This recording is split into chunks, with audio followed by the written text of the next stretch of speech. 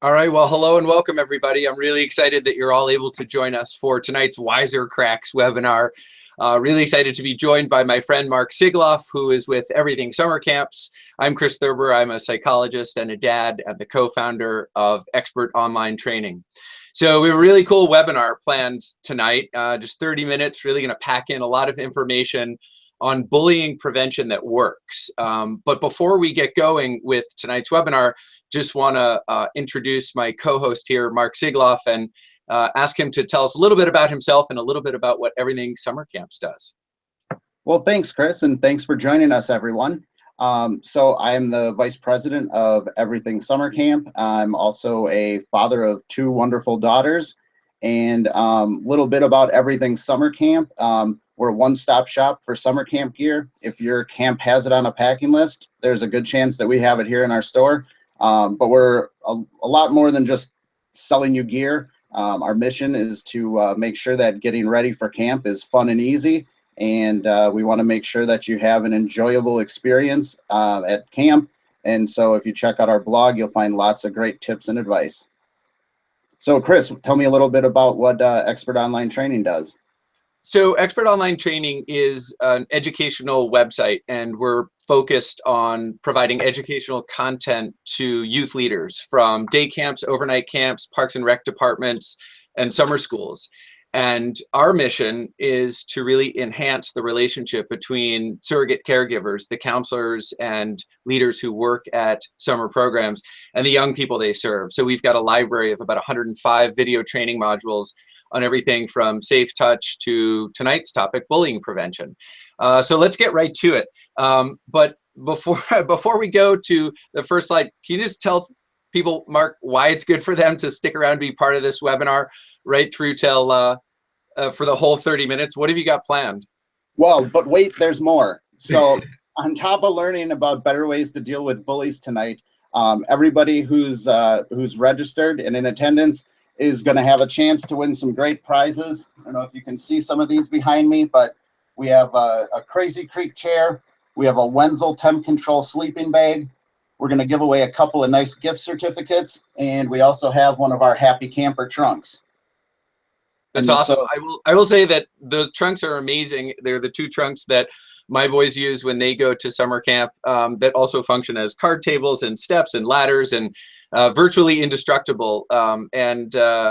So I highly endorse them. All right, let's get right to it. I'm going to screen share the slides here, and we're going to start talking about this topic that I think, based on the surveys that people took when they registered, is something that has touched just about everyone. Now, we got to start with what most kids hear about bullying prevention. These are the things that adults say, not the only things, but adults will often say to kids, look, if you see something, say something. It's kind of TSA approach to bullying prevention, like do something about it. They'll also say what needs to happen after a bullying incident is that we got to punish the bullies and we got to protect the targets, and that's obvious, right? And oftentimes kids are told, and adults tell each other, that bullies have low self-esteem, and this is why they bully, to boost their self-esteem. It's kind of like downward social comparison. And we also hear a lot, read a lot about in the newspapers, see on television, that we need to establish and enforce zero tolerance policies. So if some of those things look familiar, or if all four look familiar, I'm not surprised. But here's what I think about that. I don't think that any of these often touted principles of bullying prevention are worthwhile. And I'll tell you why. And we're going to go into some more, effective ways of preventing bullying. First of all, we want to temper what we say when we use the word prevent. It's not realistic 100% of the time. In other words, there will be times when kids mistreat other kids, and I think that's just life. And I wish for an ideal world in which everyone treated everybody else kindly, but really what we want to do is minimize the frequency of severe bullying, and then work with our sons and daughters and the campers at our camps and the participants in our parks and rec programs, the students at our summer schools, to be able to be assertive and respond themselves to some of the minor, lower level kinds of things. Most, this picture here is a little odd because I think most bullying is not one kid grabbing another kid by the shirt and starting a physical altercation. So I'm going to cross that out because I don't think that makes a whole lot of sense either. Now, there's a tiny grain of truth in all four of these points, but let's kind of go through them. Let's start with what's wrong with if you see something, say something. I mean, that makes a lot of sense. If you were to see this scene in a hallway or something, you'd want to step in. And sometimes what kids are told is a version of go and tell, which is tell a trusted adult. The problem with telling a trusted adult or, telling anybody that bullying is going on is you worry a little bit about retribution. So what I want to do is just do a little poll here. And you should be able to see this on the right side of your webinar window. But I just want to ask people what they think about if you see something, you should tell a trusted adult. So let's just ask a very simple kind of yes, no to the audience.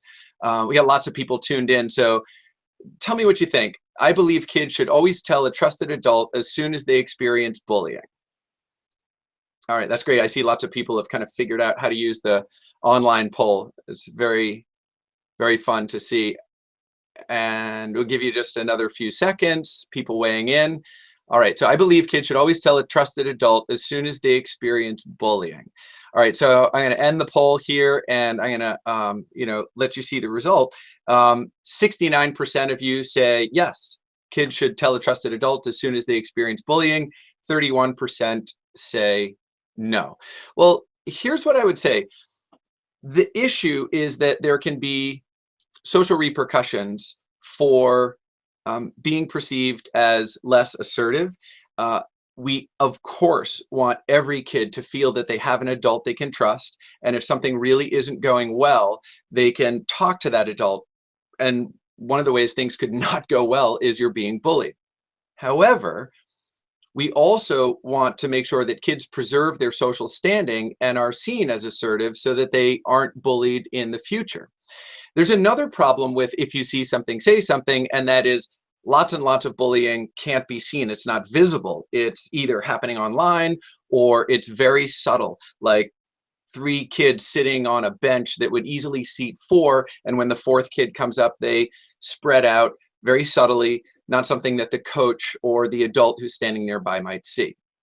So we need to be concerned about kids' social standings. We also need to recognize that we're not going to see everything that goes on. So a better approach is the following.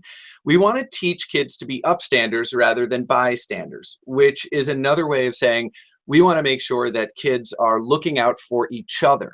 The coach, the teacher, the camp counselor might not see what's going on because, as I said, kids are smart. So if they're going to bully another kid, they're going to try to do it in a way that doesn't get them in trouble. And so there's a lot of invisible bullying that's going on. And what's really good about teaching kids to intervene for their peers is that it demonstrates their assertiveness, and you have this wonderful benefit of catching a lot more bullying. So the kids work in their own peer groups to try to keep the level of social interaction really high. All right, so let's move to the next one. What's wrong with the idea that after an incident, you should punish bullies and protect targets? And again, I'll activate a little poll here and just kind of ask you, let's see, oh, here's a great one. Want you to agree or disagree with the statement, if you see something, say something. That's an effective strategy for camp counselors. And see if you remember what I said at the previous slide. For camp counselors, the most effective strategy is to use, if you see something, say something. All right. So glad to see that most of you are disagreeing with that, only because, of course, we want surrogate caregivers like camp counselors to intervene when they see something. However, as I said, much of what goes on is invisible to us. So now back to what's wrong with after an incident, you should punish bullies and protect targets. Well, although this has some logic to it, I want to tell you about the research that's been done by the CDC in Atlanta in studies that have been the Youth Behavior Risk Survey that is sent to middle school and high school students around the country. About 75% of kids say that they have been bullied. And you say like, wow, that's an awful lot. Well, we're talking about minor things as well as major things. And here's the kicker, about that same percentage, about 70, 80% of kids say that they themselves have been bullies. So you don't have to be a mathematician to realize these are overlapping groups. In other words, most kids are at some point in their lives both a bully and a target. So when you come upon an interaction like is depicted in this photo, you don't necessarily know who started it. You don't know what's going on. You're seeing chapter 9 of a 10-chapter book, and you miss chapters 1 through 8. So it's really important that you not take sides right away. You can ask an open-ended question like, what's going on? But a better approach to simply meting out punishment to the person you think was the bully and protecting the person that you identify as the target is to remind yourself as the adult, whether you're a parent or a camp director or some, surrogate caregiver, hang on, there's a backstory here. And although I think I can see who was the bully and who was the target, what really is going on here is that I have a couple of kids in conflict who have some unmet needs. And surprise, the biggest need that most kids have that isn't met is friendship. And so helping kids, as odd as it may seem, who have been mistreating each other to engage and to learn some pro-social behaviors, to rehearse friendly ways to get their needs met, either asking for something or sharing something. And again, it's not the first thing that occurs to most of us as parents. We feel really angry when someone has mistreated our son or daughter, and we want a punishment for that person. When actually what might have happened is that our own kid had some role in the negative behavior, and what both kids need is an opportunity both to reconcile and to build their social skills. So we're about halfway through, and I want to turn things over now to Mark, who's got, I think, some kind of fun live raffle that's going on. So what do you got for us, Mark? Well, we have some great prizes tonight. We have a Crazy Creek chair. We have a sleeping bag. We have a trunk. We have a couple of gift cards. And so what I'm going to do is I'm going to share my screen with everybody. And while Chris was busy there, I was setting up this raffle. So just to be clear, this is a free webinar, and we're giving away a sleeping bag, a trunk, and a Crazy Creek chair? Yeah, along with a couple of gift cards too. So what I did was I have everybody's name in this this randomizer software, and we're gonna shuffle this a couple times.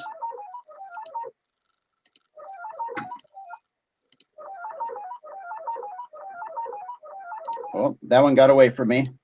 All right, and now we're going to throw everybody's name in the hat. And so the first thing we're going to draw for is the Crazy Creek chair. It's valued at $50. And Crazy Creeks are great. It's a portable chair. You can take it anywhere at camp.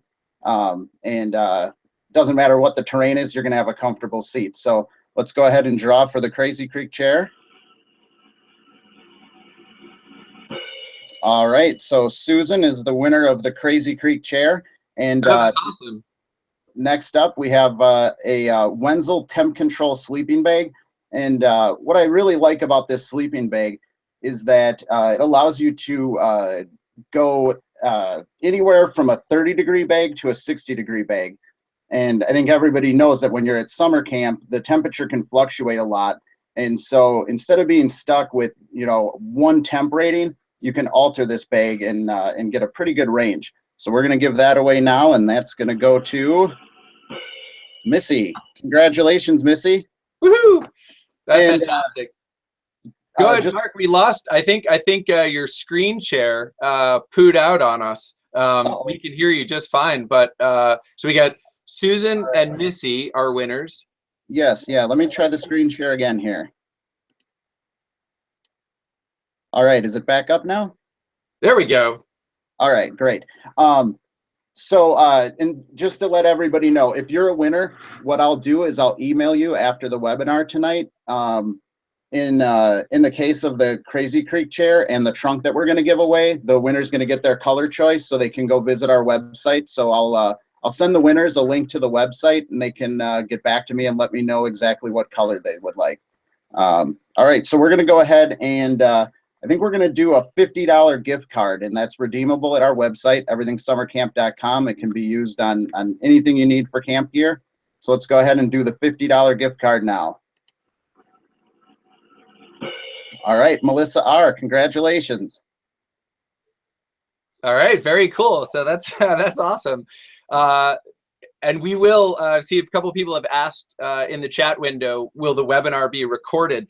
Yes, it will. So if you have friends who missed tonight's webinar, other parents you want to share this with, absolutely. The only thing they won't get to do that you guys all get to do, because you're participating in the live broadcast, is win cool stuff. So they're just going to have to watch the recording and watch you win all over again. All right, so I'm going to slide back to screen sharing here and show you what my thoughts are on point 3.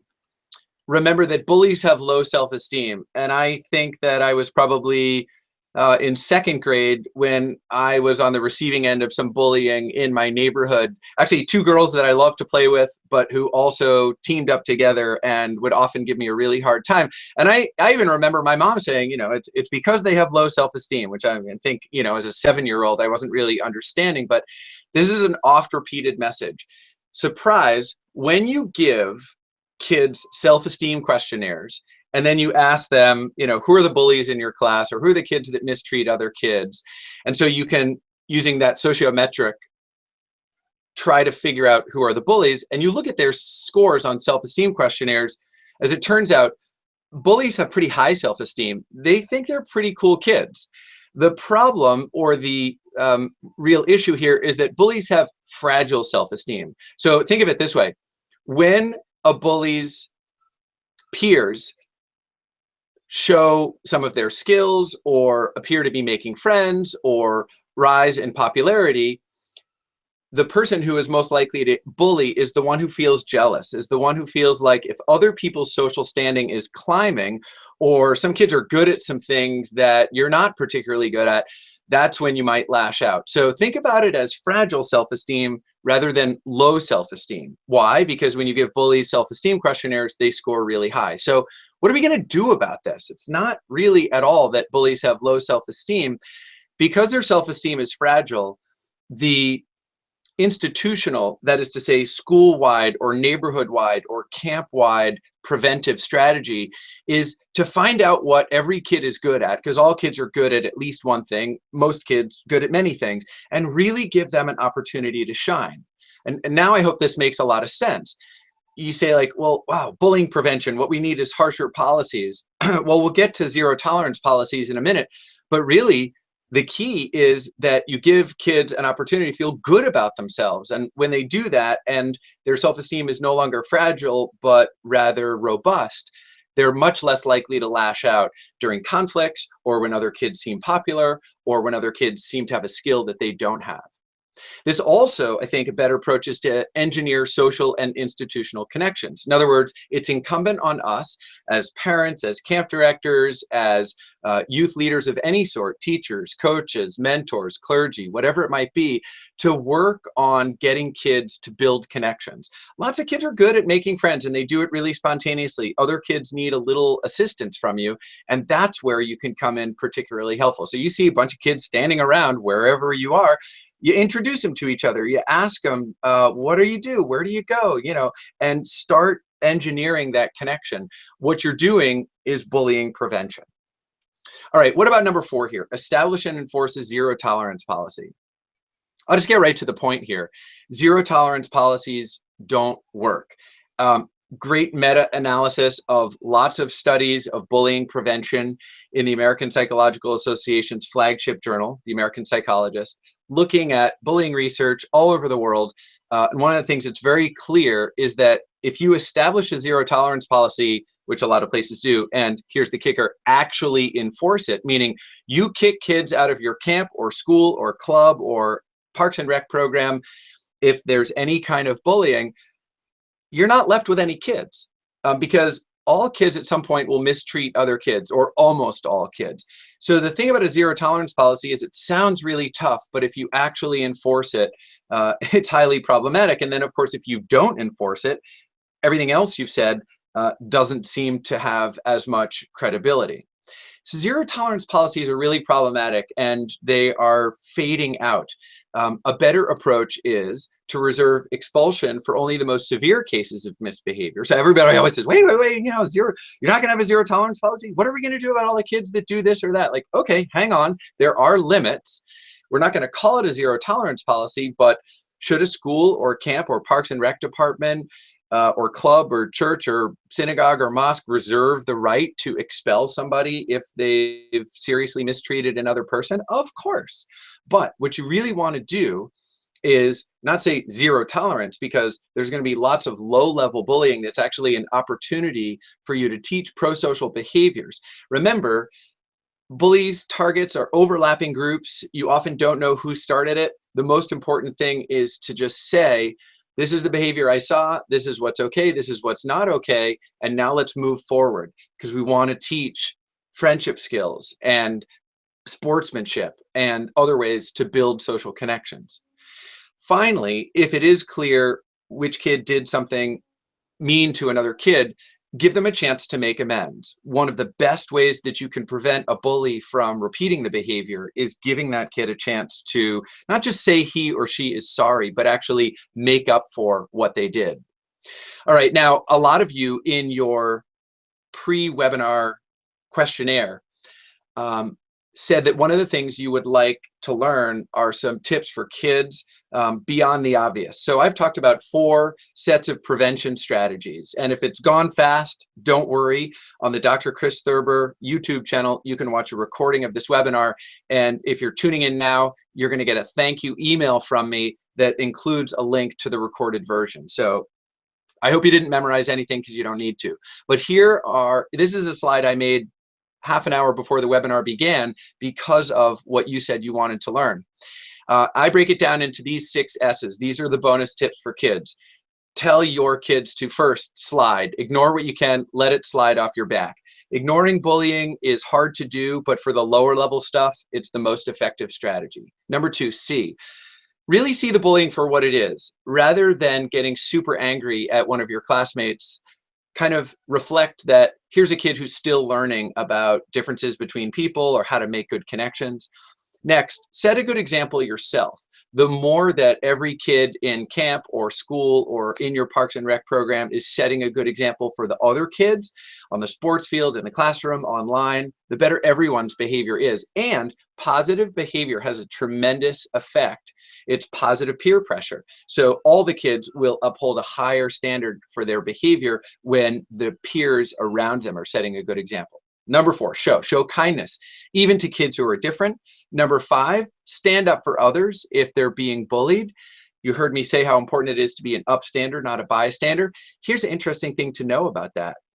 Kids need to do very little, actually, to intervene when there's bullying going on. Oftentimes, all they need to say is like, hey, dude, that's not cool, or come on, lay off. Just a word or two from someone who's standing around often stops bullying dead in its tracks. And finally, speak. You know, look at the bully in the eyes and calmly say, hey, thanks for not doing that. Or like, really, please. If you speak up, if you make eye contact with the bully, that kid's gonna know you're not an easy target. All right, so those are tips. Now, in case there have been any, misconceptions, I want to be clear, and I'll switch here to just my video before I talk a little bit about the rest of the webinar series. Don't misunderstand what I've said here tonight. I do think it's important for institutions to have policies where egregious misbehaviors are, punished or you get expelled. That's obviously important to have a threshold beyond which you're not going to tolerate a behavior. But most of what we see is lower level. Also recognize how important it is for young people to be able to talk to a trusted adult. That's essential. And at the same time, we want to teach kids, unless it's really bad, the first thing I want you to try is to assertively say to the bully, hey, I don't appreciate that. That is 9 times out of 10 enough to stop those lower level kinds of bullying. And if it persists or if it's really bothersome, yes, of course, go and talk to that trusted adult. All right, so I want to say a couple things here in closing, but first let me say, you want to stick around. I'm going to stay here in the room and keep broadcasting for another 15, 20 minutes, as long as people have questions. But I do want to show you what else we have planned here, because it's pretty fun. So Mark and I are going to be co-hosting the whole WISER Crack series this year. We're going to try to do one a month. And the next one in November is going to be I Brushed My Teeth and Other Lies Kids Tell. We're going to talk about the importance of truth and how corrosive deceit and lying can be. Then we're going to do one in early December on summer camp quality. And for those of you who have signed up for camps, awesome. You know what you like.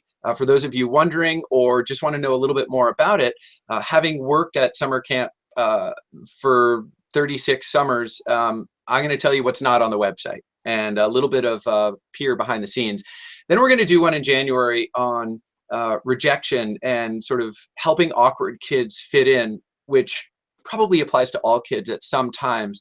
And then really fun one, Cracking Kids' Secret Code, which is geared more toward adolescents, but can also be used with younger kids or adults. And that's using empathy to make connection by listening to the subtext of what people say. One of the phrases I hate the most, I'm not a math person. I want to talk about kids' self-image and how we respond when they discount their abilities out of hand by saying things like, I'm not a math person. And then really somewhat controversial use of language and why language matters, t-shirts and wife beaters, and really going to talk about the ways in which we coach kids to have really excellent language and be thoughtful about the things that they say to one another. So now we got a giveaway, so stick around because Mark, you got something else for us. What have you got? Yeah, well, we're going to do a $100 gift card, and we're going to give away the camp trunk. So I'm going to share my screen again. Can you see that, Chris? So far, I see your handsome face. All right. Which is, it's not bad. It's a good start. There we go. All right, so we're going to give away a $100 gift card, and we'll draw for that right now. And our winner is Karen. So congratulations, Karen. I'll contact you after the webinar tonight, and we'll get that gift card coming your way.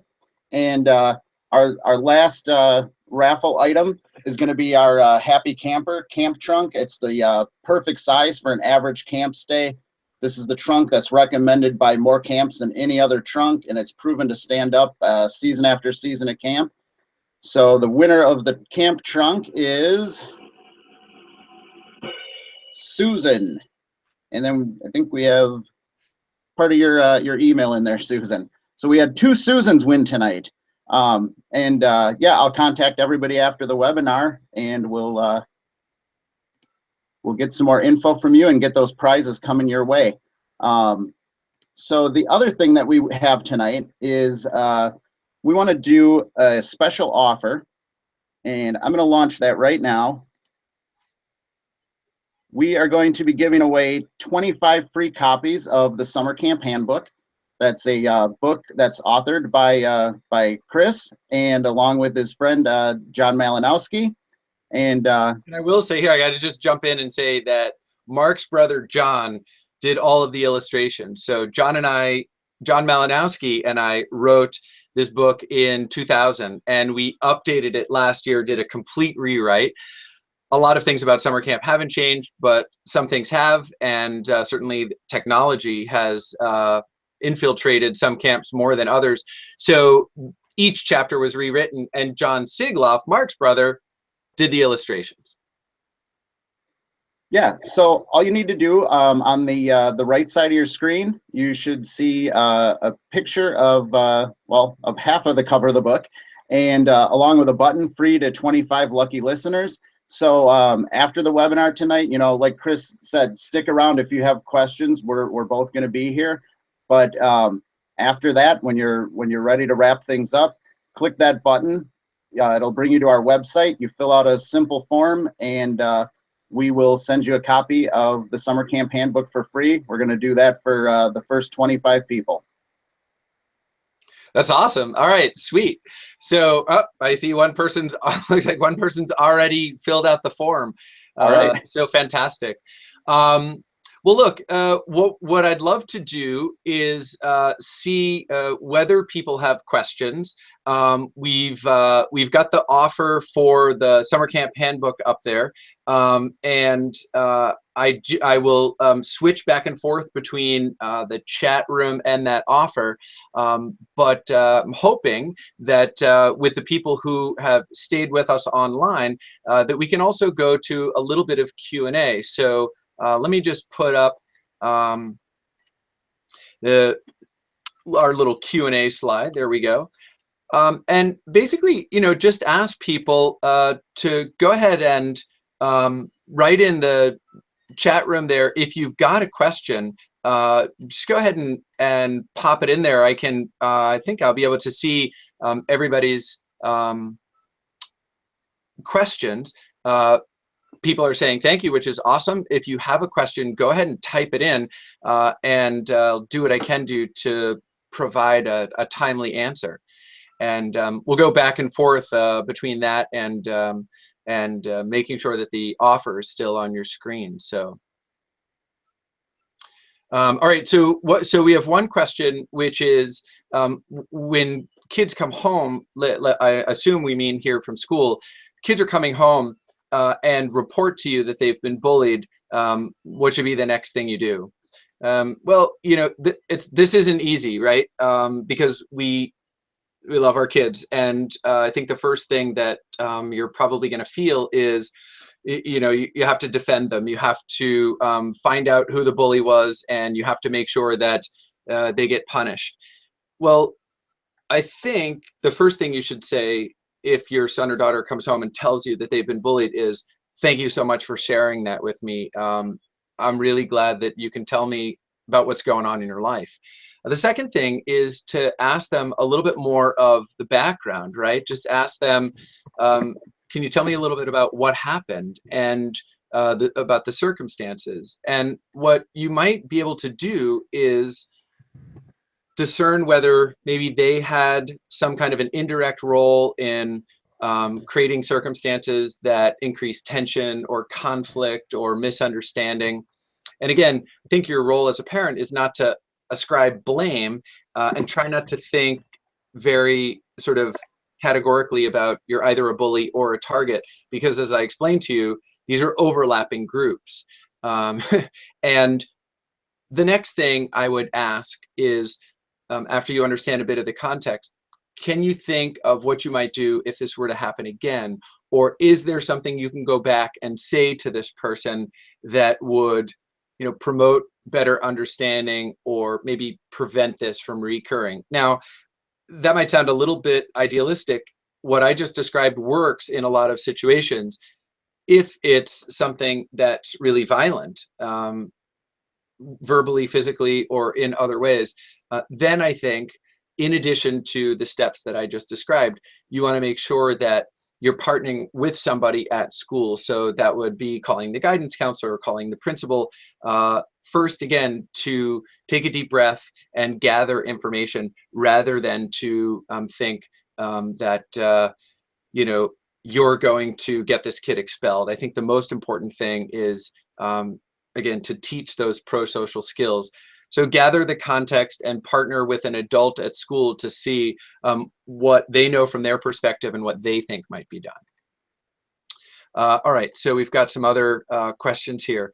How do you deal with parents who email or call after the summer is over, telling you that their child was bullied? They want something done about it, but they don't want their child named when you confront the bully's parents. Our hands feel tied. That is a tough one. And if they're not wanting to be identified, having everyone be communicating about what happened and what roles people played is obviously much more complicated. What you can do is promise to that family that you will follow up, and that always the goal is to promote friendship, and if there's been some mistreatment, to give the person an opportunity to make amends. So let's extend that to the off-season phone call that you've got. Well, hey, one of the things that you can say to the alleged bully is, you might not have intended it this way, but it hurt somebody's feelings. You have an opportunity now to write them a handwritten letter, kind of explaining your perspective. And if you feel that there's something to apologize for, to apologize. So I happen to think that that's a really nice way to, again, you're teaching pro-social skills of forgiveness, of making amends, of good communication, with a handwritten letter. Takes some more thought and time than an email. So that's how I would handle that. Another question, not challenging the philosophy of teachers can't see everything and kids are smart, but shouldn't we as adults be smarter? If I'm a teacher in any school, I know that bullying exists. Shouldn't I have a heightened sense of awareness? I'm the trusted adult at this point, so I should listen. Absolutely. I think there's nothing more powerful than your presence. And so I've, at my kids' local elementary school, I've seen some of the, playground monitors really just talking with each other or checking their text messages. That's not proper supervision. So knowing that it's normative child behavior for kids to mistreat each other, when we're on duty, however you want to define that, yes, we should be vigilant. And you don't need lots of special skills. You just need to be present. Your presence is power, and you're going to really diminish the frequency of bullying behavior if you're actually around. Another question, how do you explain, this is a teacher writing, how do you explain to parents that their children are, that what their children are experiencing is typical social drama rather than bullying? We don't want to brush them off, but often social situations are two-sided. That's certainly true. Look, there are bullying laws in a lot of states, and parents have read it in the headlines. They're very well educated about bullying. I haven't given you a definition of bullying yet, but I will say that one important element that distinguishes either good-natured teasing or a single instance of a misunderstanding or conflict from bullying is, in order to meet the criteria in most states for bullying, a behavior needs to be repeated. And so if you can catch something after one instance, it doesn't matter that technically it's not bullying. It just means you've gotten an opportunity to nip something in the bud. And so I give you a lot of credit for that. But look, what is typical is that kids are finding their way through the social landscape. Their social skills are developing. They are tired, they're hungry, just like we adults are. We sometimes lose our tempers. And so what I would say first to a parent like that is, I understand it's really upsetting to hear that this is what happened to your son or daughter. In other words, I would provide some empathy right up front without endorsing whether it's bullying or not. And I would say, what my inclination is as your child's teacher or someone who works in this school or camp or whatever it might be, is to try to find out some more information and to do everything I can do to prevent this from happening in the future. But again, when you get a lot of those emails or phone calls, it's usually kids calling for, another kid's head on a platter, or, for parents to, be punished in some way. And I really think the most important thing is that you begin by gathering more information, by providing some empathy, and by emphasizing the importance of, what can be learned and what can be taught after an incident like this. Okay, lots of great questions. Chris, Chris, can I stop you for a second? We're getting a lot of people that are saying that they're getting a 404 error when they submit to get a free copy of the summer camp handbook. And that's my fault. I thought I had that fixed before we started the webinar tonight, but apparently I didn't have it as fixed as I thought I did. I do want to assure everybody, I am getting your submissions. I have everyone's information. We're going to be able to send the free copies out, no problem. Yeah, when you go in there and you submit to get your free copy, you are going to get a page that makes you think that it didn't go through, but it is in fact going through, and I'm getting all of your info. Well, that's great to know. All right, so they don't have to worry about the 404 error. Right. And then also, Chris, we had someone submit a question via the live chat on our website. And their question was, what do you do if there are 8 to 10 kids in a cabin and one is constantly mean to one of the other boys? Well, look, this is a group setting, so I think that the intervention needs to be group based. And you might think, well, first I have to talk to this individual. Again, take a step back, take a breath, try to get as much information as you can about what's been going on. But I think kids are, they deserve a lot of credit for, even though their social skills are developing, for being good problem solvers, especially in the context of the youth world in which they live. So, I've done before at camps conversations that I thought would really go sideways, but that have resulted in some excellent solutions that kids have come up with on their own. And so I think the first thing to do would be to sit down with the whole cabin or the whole bunker group and say, without singling one kid out, saying, I have a concern about how people in this group are treating each other. And of course, somebody's going to pipe up and say, yeah, it's always Billy, or it's always Sarah, and she's picking on this kid, and that's happened. They gang up on to say, look, I think we all have a role in the solution. So rather than talking about what's happened and who did what to when and whom, which could get kind of complicated, and I don't know if I'll be able to keep track of it all, can we all participate in a discussion where we figure out how to make the interactions kinder, more thoughtful, unselfish, considerate, more sportsmanlike? These are things which ideally the cabin counselor or the bunk leader would have gone over when he or she was setting expectations at the beginning of this session. But it's been remarkable to me, both as a father and a youth development professional, and someone who works at camp every summer, that kids will be able to come up with a solution. Now, whether they're able to act on that is up in the air. And it really requires that you, as the responsible adult, again, we're talking about the counselor or the cabin leader, is there to praise pro-social behavior when it occurs, is there to guide the kids as they work toward a better solution. They are going to be able to come up with something most of the time, and you can lead them there or inject an idea or two if they're not coming up with a good solution. But actually making it work will require careful monitoring and lots of praise, like I said, of the pro-social behavior.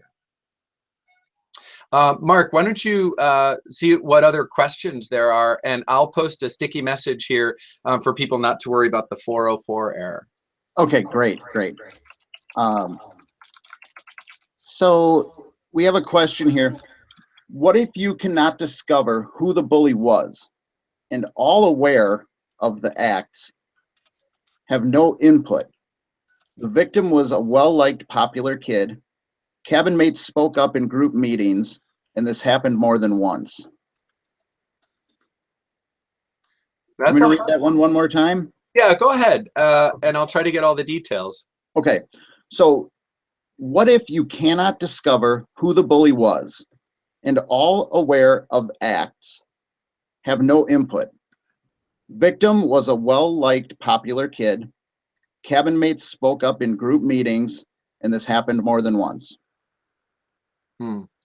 Well, look, it's what I think all young people worry about, all people probably, in the back of their minds, is that they're going to lose connections. They're going to be abandoned. I think all human beings fear being abandoned, losing control, and what feels particularly good, especially if you're, say, away from home at a day camp or an overnight camp, or you're at a Parks and Rec program or a summer school, is when the adults say, I don't know exactly what was going on, but I'm going to support you. I'm going to help figure this out. We may not get all of the answers, but we're going to work together as a group, and let them know that there are complicated social situations, and sometimes bullies can be very sneaky. I've had situations that I've been privy to, both at the school where I work and at the camp where I work, where things go missing and looks like we have someone stealing things, or you know, kids are being mistreated but nobody's witnessing it, or maybe somebody's witnessing it but they're not saying anything. Usually there's something going on, but it's a variation of the narrative that you're getting from kids. And so the most important thing that you do in one of these sort of mystery situations is you name the problem without, you know, you can't name a kid because you're not exactly sure who it is, but use the technique I mentioned before where you say, I have a concern about how we're treating one another. And I think that we're better than this. I actually think that even though there may be some things going on that I'm not seeing about what kids are saying or doing to each other, or how respectful they are of each other's equipment, I'm convinced that if we really, you know, work on this together, we'll be able to solve the problem as a group. This is also a really good time in these sort of situations where there's a bit of a mystery to remind kids of what the consequences are. My emphasis in the webinar was we really need to be teaching friendly, sportsmanlike, pro-social behaviors, peaceful conflict resolution, that sort of thing. But I also said it was important if behavior reaches a certain threshold that there are consequences.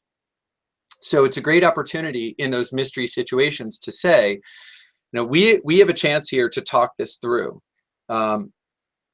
If we can't work this out, and I witnessed somebody doing X, Y, or Z, the consequences are going to be this, that, and the other thing.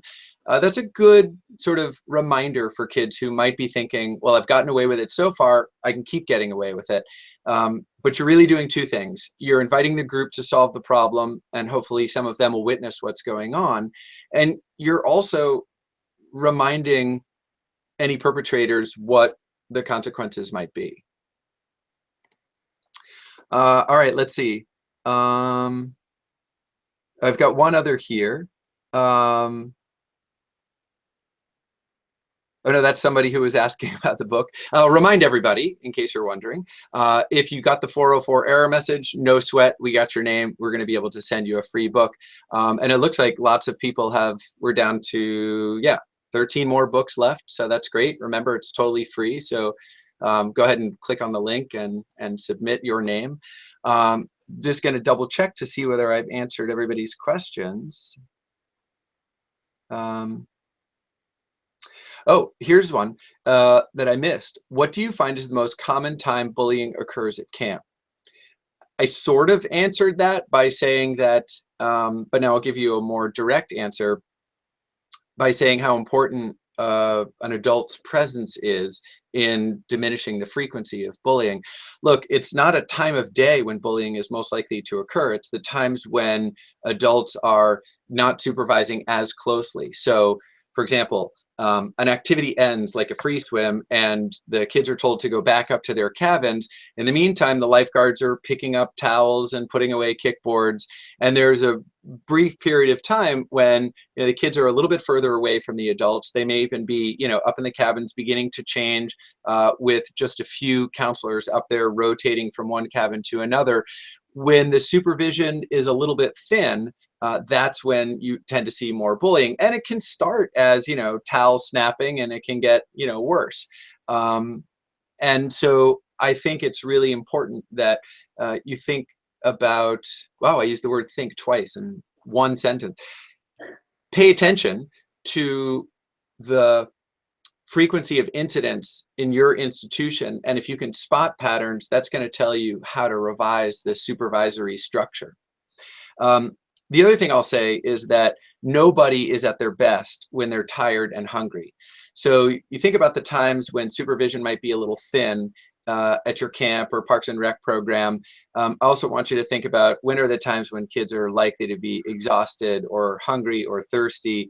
And those are times when they're going to be more impulsive, when they are going to be less polite, less sportsmanlike. And so, you know, do the best you can to sort of keep things on an even keel, whether that means offering snacks or water breaks or giving kids a proper rest hour and a good night's sleep. That's all really important.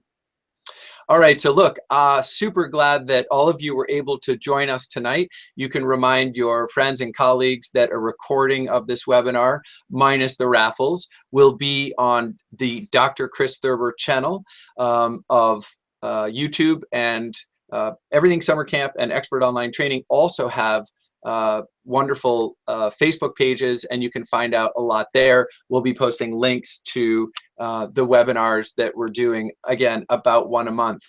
If you would like to find out more about the companies that Mark and I represent, you can visit our websites, everythingsummercamp.com and expertonlinetraining.com. I encourage you to explore the ways in which the day camp, overnight camp, or Parks and Rec department or summer school in which you enroll your child trains its staff. I truly believe that nothing is more important than the relationship between the staff and the young people they serve. And our mission at Expert Online Training is to use a library of 10-minute videos illustrating excellent leadership so that the staff who are taking care of your son or daughter have all the resources they need to be successful leaders. And finally, if you'd like to read more articles or listen to some of my podcasts, or are interested in having me visit your camp to do some staff training, my website is drchristhurber.com. So thank you very much for joining us. On behalf of Mark Sigloff at Everything Summer Camp, I am Dr. Chris Thurber, wishing you a wonderful autumn season and hoping that you'll join us for next month's webinar.